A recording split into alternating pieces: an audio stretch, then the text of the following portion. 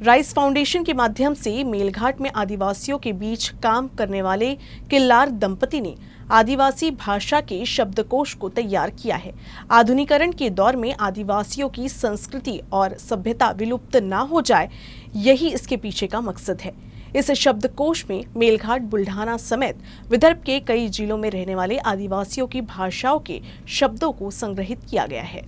आदिवासियों को भारत का मूल निवासी माना जाता है। देश के अलग अलग हिस्सों में जंगलों के बीच आदिवासियों के हजारों समुदायों की मौजूदगी है। हर समुदाय की अलग भाषा और अलग संस्कृति और पर्यावरण के अनुकूल जीवन जीने की पद्धति है। लेकिन बदलते दौर में आदिवासियों का जीवन भी बदल रहा है, जिसकी वजह से समाज की मूल चीजें विलुप्त हो रही है। भाषा संस्कृति की मूल पहचान है, इसे बचाना जरूरी है। राइस फाउंडेशन के माध्यम से मेलघाट के आदिवासियों की भाषा के जतन का काम शुरू है। इसी कड़ी में किल्लार दंपत्ति ने आदिवासी भाषा के शब्दकोश को तैयार किया है।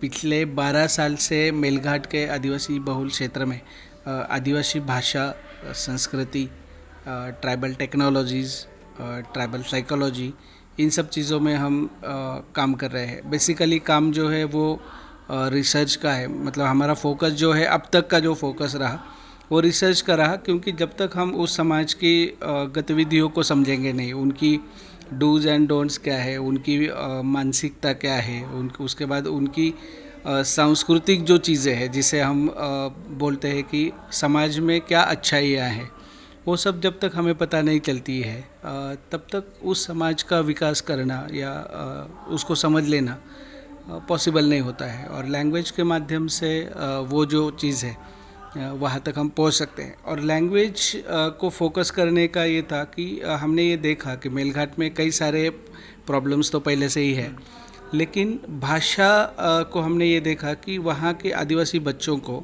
ये भाषा की वजह से प्रॉब्लम जा रही है एजुकेशन में।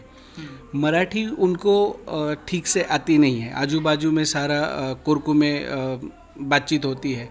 भारत के पूर्व राष्ट्रपति डॉक्टर APJ अब्दुल कलाम के निर्देश पर ऋषिकेश ने वर्ष 2005 से मेलघाट में रहकर आदिवासियों के लिए काम करना शुरू किया। इसके लिए उन्होंने राइस फाउंडेशन की स्थापना की। आज उनके इस काम में उनकी पत्नी भी साथ दे रही है। ऋषिकेश के मुताबिक आदिवासियों के बीच आधुनिकीकरण तेजी से फैल रहा है। इससे डर है कि कहीं उनकी संस्कृति लुप्त न हो जाए, इसीलिए इस दिशा में काम करना पड़ेगा। आदिवासियों के पास स्वस्थ और पर्यावरण के अनुकूल जीवन जीने की संपदा है। 2008 से अलग अलग रिसर्च के माध्यम से मैं कलाम सर से मिला हूँ, उनसे बातचीत होती है। उन्होंने कई सारे क्षेत्रों में गाइड किया।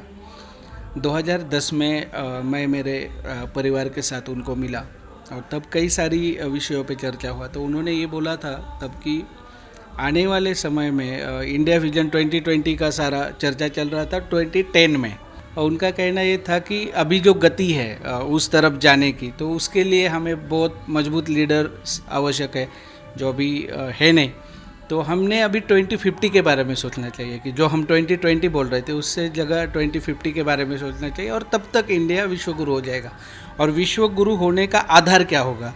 तो विश्व गुरु होने का जो आधार है वो होगा कि हमारे जो ट्रेडिशनल नॉलेज है, एंशिएंट टेक्नोलॉजीज़ है, हमारे सारे वेद पुराणों में जो सारा ज्ञान छिपा हुआ है वो। और दूसरी चीज़ उन्होंने कही कि जो ओरल ट्रेडिशंस है अलग अलग कम्युनिटीज़ की, भारत की, उसको डॉक्यूमेंट करना चाहिए, क्योंकि वो आधुनिक समाज के लिए आधार बनेगा। मतलब अभी जो प्रॉब्लम्स हमने क्रिएट किए हैं या जो आजू बाजू में दिख रहे, उसके सॉल्यूशंस हमें उस ट्रेडिशनल ओरल ट्रेडिशन में मिलेंगे। जंगल के बीच रहने वाले आदिवासियों की जीवन जीने की एक पुरानी परंपरा है। उनका अपना जीवन, संस्कृति, सभ्यता और परंपराएं ही राइस फाउंडेशन द्वारा जो शब्दकोश और ज्ञान कोश तैयार किया गया है, उसमें बहुत कुछ समेटने का प्रयास किया गया है। लेकिन इस दिशा में और अधिक काम किए जाने की जरूरत है, ऐसा मानना ऋषिकेश और उनकी पत्नी का है।